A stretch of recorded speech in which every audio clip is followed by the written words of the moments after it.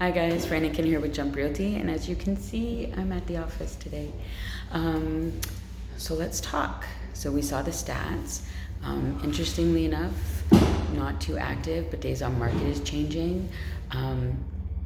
Also, we're looking at the more expensive homes, the ones over 600,000 are becoming more active. Those executive $1 million homes, and the houses under 200,000 are becoming less active, which is really interesting. So we're gonna have to watch if that's a trend. This is a quieter time of year.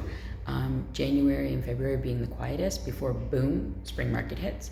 So right now it's kind of a little bit of softening and a little bit of lull. I have to say though, I don't think this whole balancing thing is going to happen quite yet. I think the new normal will have more inventory, but still higher prices.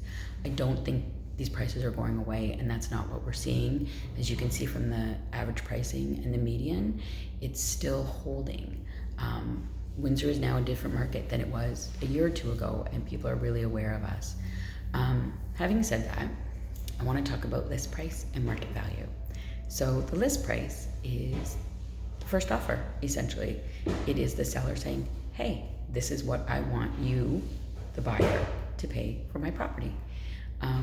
Market value is factual. It is what the buyer and the seller have agreed to pay.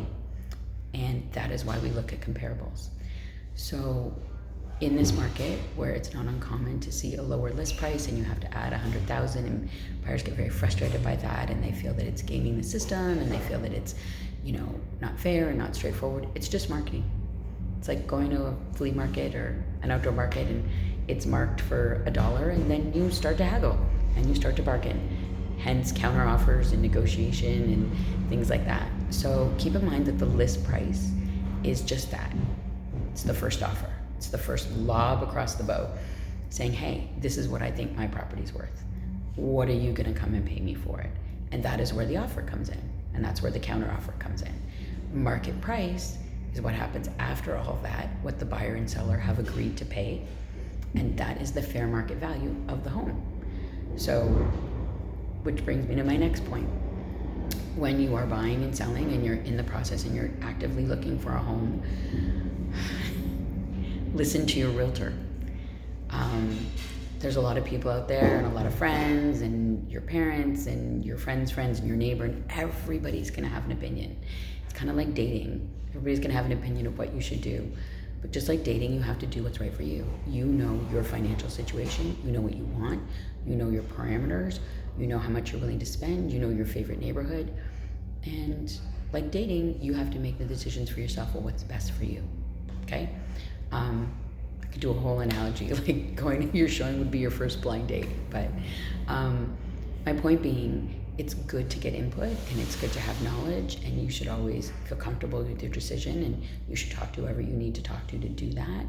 But realize that not everybody's opinion has weight, right? So your neighbor may have a different financial situation, and your cousin may live in a different part of the city and her neighborhood have different comps.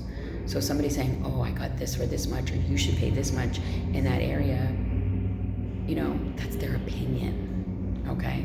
It's their opinion.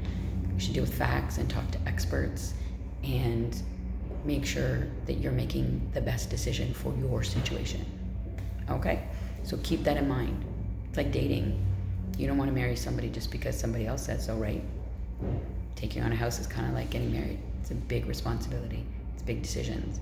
So make sure you have facts, make sure you get expert input, and make sure you are comfortable with your decision. Just because the seller wants more money doesn't mean it means comfortable for you. You have to go with a mortgage that you're comfortable with now and in 5 years. Okay? So that's it for today, and we will see you next week. I got a great trade coming up on Friday, so be sure to check out Fran's on Friday at 4 o'clock. See you guys.